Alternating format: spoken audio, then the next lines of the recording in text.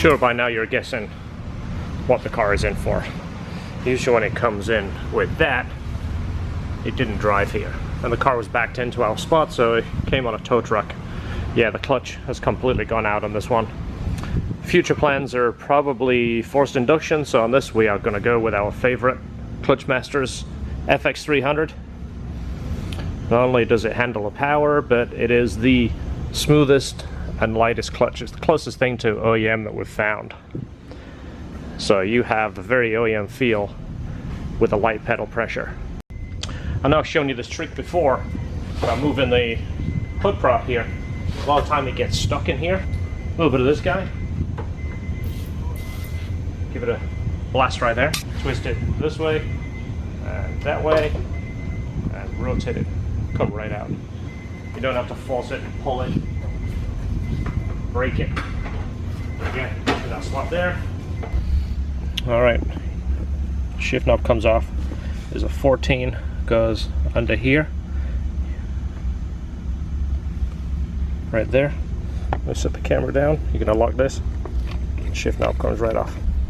One of the telltale signs we know that someone has been in here, this is the retainer ring, and it holds down this rubber grommet, and it fits into these slotted holes, and it keeps not only the heat and the noise, but it keeps any kind of water splashing up into this shifter area.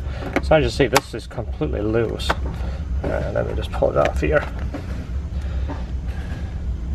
And you see that tab is broken off right there and the rubber's torn. Someone didn't know how to get this off, and they've been using a screwdriver and levered it off. And you see how nasty things look down there. So this is something that we see a lot because most people don't know how to get this ring off. There is a trick to getting it off. I'm not going to show you exactly, but you see these little tabs right here, the little arrow. That has a lot to do with how it comes off. Alright, clean this up a little bit. There's the boogered up ring. Here is the new ring. Here's the part number if you want to order it yourself. If not, we keep them in stock. Obviously we see a lot of these, so we do keep it. This here lines up with these tabs right here. This goes in right here.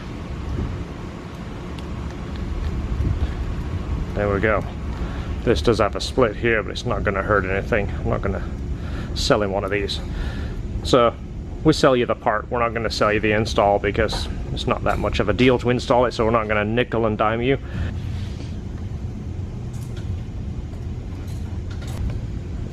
Thanks. Hydration. That's why I know it's mine.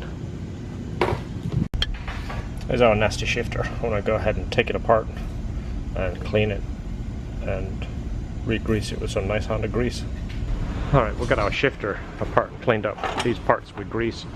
This, you can kind of see if I can get the camera to focus here. You can see how dry this has been because you can see how much it's been scraping in there. You see the marks on there?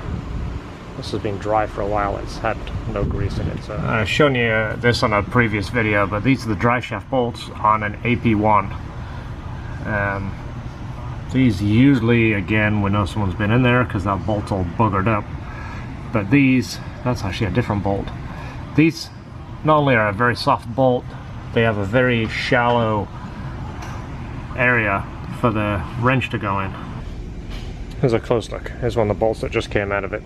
This one isn't as bad as what we've seen. We've seen these where people cut slots in these and flat so they can get a wrench on there. This is the factory bolt. This is how the Allen key goes in. You see the line on there? That's how much it goes in. So when you put any kind of torque on that, it rips this out. So this is no longer a very deep hex. We replace some of these. These are a hardened Allen bolt. They're the same size, but they have a much deeper socket. You can watch this and see how far that goes in. See that? You see the mark on there? It goes in a good 1/4 inch. So not only can you get a good accurate torque on this, but if you ever have to service it, it comes out. It's not like this. This is just, again, the AP1 have a really cheesy soft bolt. So if you bring your car here and you get a bill for 6 of these, it means we replaced them. Okay, we just took the transmission off the motor. As you see, that stuff there isn't supposed to be there. That is part of the release bearing, or throw bearing. And the other part of it is in there. That's not supposed to come apart. This looks like it looks like an OEM clutch, but I don't see the Honda logo on the side. It's usually embossed in the side. So it's not an OEM clutch, but it's an OEM replacement clutch of some nature. So that's why the clutch failed. It came in with the pedal locked. You couldn't push the pedal down. There's the obliterated bearing. You'd actually see where it broke. Right here, see it broke all the way around there. Who knows what caused that? Anyway, there's the new bearing that comes with the release bearing. But this is one we use. It's by Honda. Honda make this. You can buy it at the dealership. It's the one to use.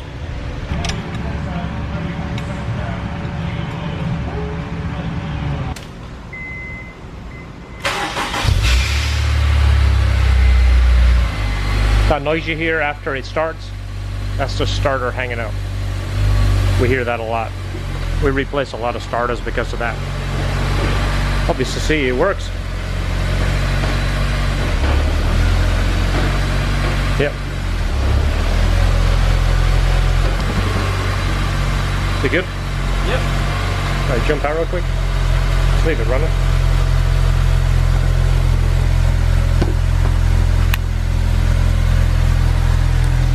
Alright, remember what I was telling you about how easy they are to push down?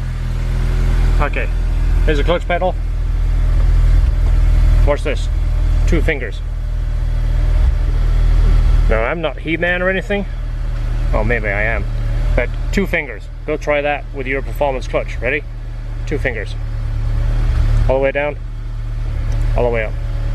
Let's try 1 finger. 1 finger. Go do that with your aftermarket performance clutch. Softest clutch, best engagement. And we put them on all of our supercharger kits. The FX300, we typically use that to about 450 wheel horsepower. After that we go to the FX400. But this is the softest, smoothest clutch. And as you see, it was installed the right way with some of the extra little TLC things that we talk about. Foot prop going back in, so it goes around, in, rotate it, and back to the factory spot. There we go, another happy S2000. We'll call the customer, tell him his car is done, and he'll be happy. I'm John from LHT. That's George. Subscribe. This is a Turbo Civic. The customer's been building himself and he's been contracting some of the fabrication and work out to different shops. I'm going to show you, basically show you under the hood first, and I'll tell you what we're going to do to it.